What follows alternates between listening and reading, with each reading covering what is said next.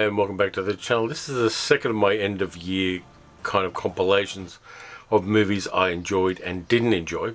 I did the ones I didn't enjoy last week, and it's time to go to the good stuff. Now this is the first of three. This one is the non-genre films, the non-science fiction, fantasy, horror, superhero movies that I enjoyed. My top 10 for 2021. Let's get started with a South African film from 1973 which was thought lost until it was found in someone's garage, and then it got resurrected, and 88 Films in the UK put it out on Blu-ray. It is King Gampu in Joe Bullet. He's the man who fights evil. Joe Bullet. Now this one is great. It's a really crudely made film. It's made on an incredibly low budget in South Africa during the apartheid regime, and it's been called a combination of Shaft and James Bond. King Gampu, who was the main antagonist in The Naked Prey, plays Joe Bullet. Now I've done a video about this one already, so I'm not going to talk about it too much, but it impressed me because it's kind of small budget filmmaking from a time when it was very difficult to get a start in making a film. You had to get film processed, you had to get special cameras, lenses. You couldn't do it on a mobile phone in 1973. And Joe Bullet really shows how people who are passionate about film will find a way to make it work. So that was my first one. These, by the way, are my first time watches. They're films I haven't seen before. The second video I'm going to do are going to be the genre ones I enjoyed this year. And the third one's going to be the films I'd already seen before, but that I rewatched and enjoyed. So let's get on with number 2. This one's a high recommend for me. I'll call it one of the best crime movies ever made. It is Akira Kurosawa's 1962 High and Low.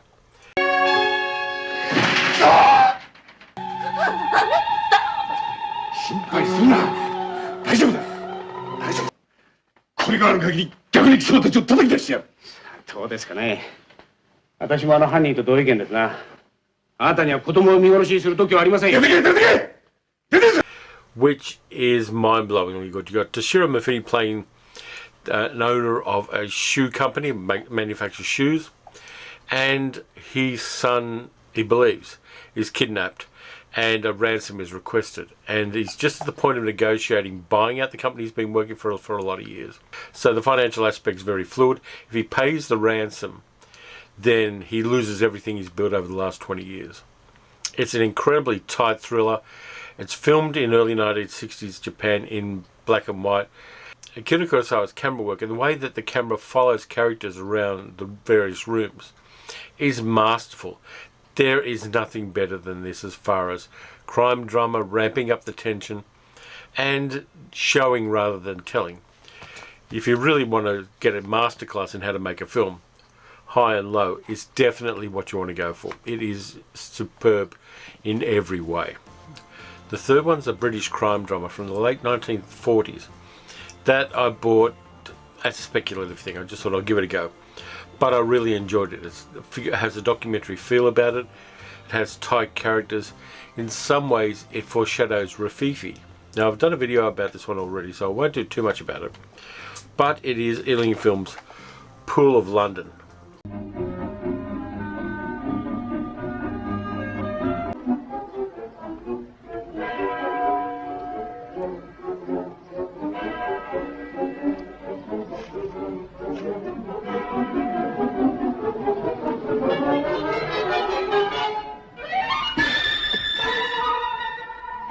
Which is about a bunch of sailors, one of whom gets involved in smuggling, and it is really tight. It's superbly cast, superbly acted. It's got a lot of familiar faces in it very early in their film careers, and it was filmed on the streets around the Thames and in various other places around London.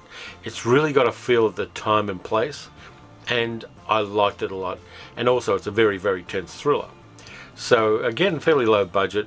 Really interestingly shot. There's some really deep shadows, and so it gives it a film noir feel even though it is English. And Pool of London is one you should definitely check out if you get the opportunity to. Really high recommendation from me. Going to something a lot lighter, and I've done another video about this one as well, so there's going to be a few things that have been in videos before, but I just wanted to acknowledge that they were the best I saw this year. This one I've got the Criterion edition for, which I'm very happy about. It is Juzo Itami's Tampopo from the 1980s.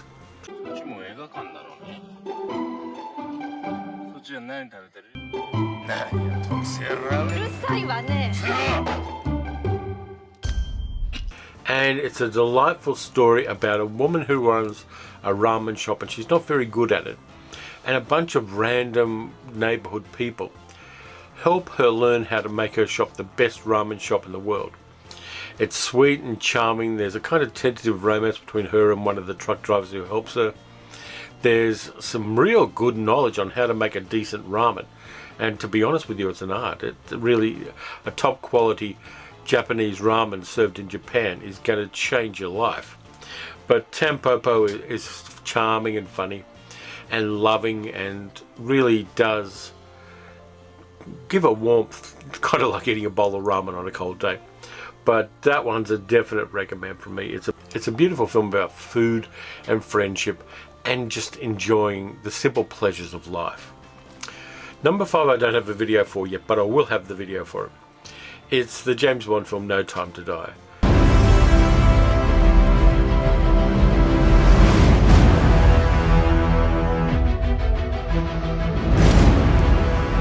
We used to be able to get into a room with the enemy.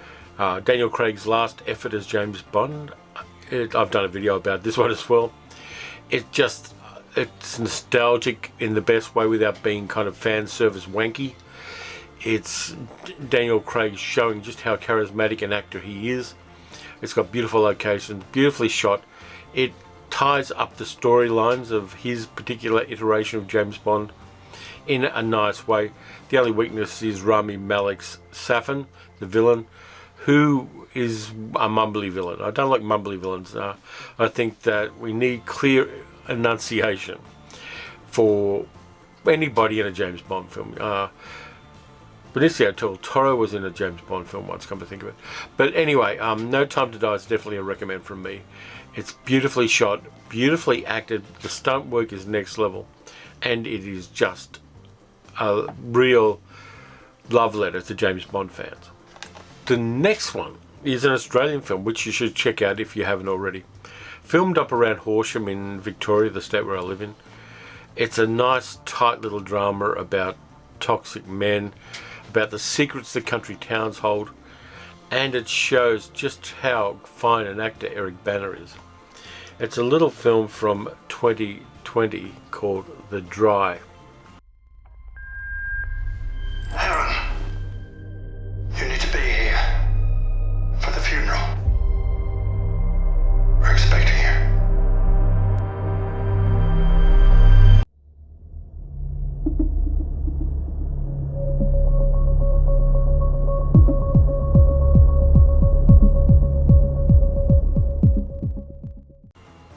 Now, if you haven't seen this one, you should check it out.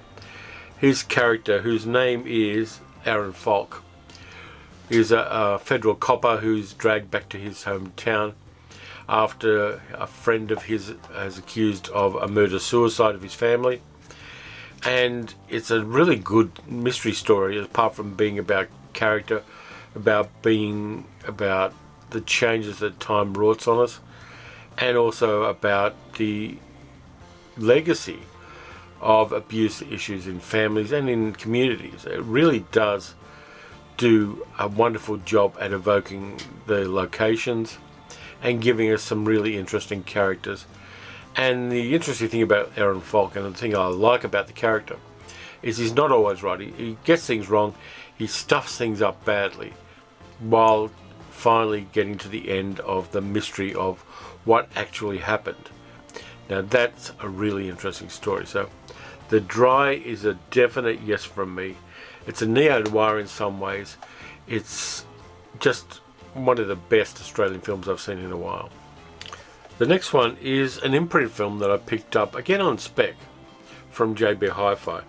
It's a small film. It was from the 1940s. It was all but forgotten, but it's really, really interesting. It's a movie called The Face Behind the Mask, starring Peter Lorre. It's a B movie. It's about a guy called Janos, who's a Hungarian migrant to America after the war, who ends up getting disfigured in a fire and wearing a rubber mask shaped like his own face, and who gets involved in and eventually becomes the head of a criminal gang. It's a really tightly made little film because of the character. The character starts out innocent and then becomes much, much less innocent, whose intelligence and whose strategic thinking makes him a really good criminal mastermind. Now, it doesn't run very long, this one. It's in black and white, but it's a hidden gem. And you should really check out The Face Behind the Mask, he said, catching the video. The first one is Roadrunner, the documentary about Anthony Bourdain. Some people had some issues with this biographical documentary because there is some artificial intelligence used to mimic Bourdain's voice, speaking some words that he wrote. Now, I don't particularly have an issue for that. It's his voice in the sense that he wrote the words, but some people have found that very problematic. But for me, it's interesting to just go through the career of a man who started out working in kitchens and who wrote a book. The book became successful, and he was found to be incredibly great talent for cooking shows at first, and then documentaries about traveling around the world. Now, he was a person who had his demons. He was addicted to heroin at one stage, but he kicked that. But the demons stuck around. And I like Bourdain. I like his character. I like the fact that he flipped the narrative on what could have been just a cooking show and started showing communities and parts of the world you don't normally see as they actually are. Yes, he was a troubled man. Yes, he was a problematic man for the people who work for him. But I think this is a solid documentary, an honest one. It's not one I want to watch too often because I still feel bad about the death of Anthony Bourdain. But it really does give us a good overview of the man, and it's very honest about his life and his career. And I appreciate that honesty. The last thing you want is a hagiography of somebody like this. And I really have a passionate hatred of biographies of people, which are basically love letters to them and kind of smooth over the rough parts and the difficult parts and the problematic parts. I think there's a bottom line dishonesty to doing that, and Roadrunner does not do that, and I enjoyed it a lot. The other one I've actually got a physical copy of, the other documentary I've got, which is the next one I'm going to talk about, number 9. It's a D.A. Pennebaker documentary from the late 1960s called Original Cast Album Company. I probably need to explain this and put it in context. When Broadway plays were made back in the day, a couple of weeks into the run of the play, the cast were contractually obliged to go into a recording studio on a Sunday morning on their day off and record the soundtrack album for that particular musical. They usually waited a few weeks to see whether it was going to flop or not. And this movie documents the recording of that soundtrack album for the breakthrough Stephen Sondheim musical company. And Sondheim died a couple of weeks ago, and I'm still sad about that too. So they got the whole cast there. Pennebaker with the camera on his shoulder and a microphone darted in and out of all the little nooks and crannies of the recording studio to capture the magic of people who are at the top level of what they do, singing and dancing and acting, recording a soundtrack album. And there's a story arc to it. I'm not going to spoil that. You really got to go on the journey for this. If you like musicals at all, like I do, and I don't do many videos about them, but I'm really fond of Broadway musicals, and I'm mad fond of the works of Stephen Sondheim. It really shows, the warts and all documentary about making the soundtrack album of Company. It was originally going to be part of a television series, but the producers didn't continue after the first one. But it's a magnificent piece of documentary cinema. Runs about 50 minutes because it was originally going to be on television and never really was. And it just shows actors like Elaine Stritch and Dean Jones, the guy who used to be in Disney movies but was much better than that, doing the soundtrack album to this musical. They go into the sound booth where Sondheim and the sound production team are working on things. They show Sondheim coaching the singers and actors on what they need to do for the soundtrack album. It's just kind of inside baseball stuff for a world that most of us never see. And I love it a lot for that. Now that gets us on to the last movie, which I saw for the first time yesterday.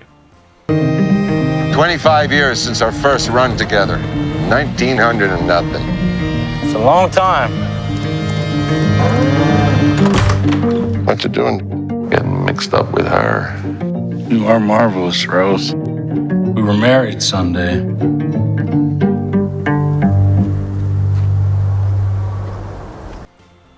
It's Jane Campion's neo-western, The Power of the Dog, starring Benedict Cumberbatch, Jesse Plemons, Kirsten Dunst, and Cody Smith-McPhee.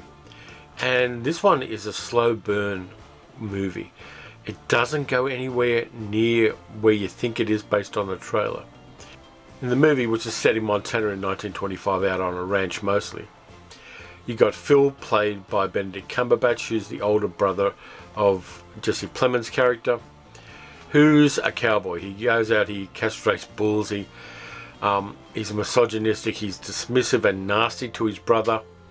He's a real toxic individual.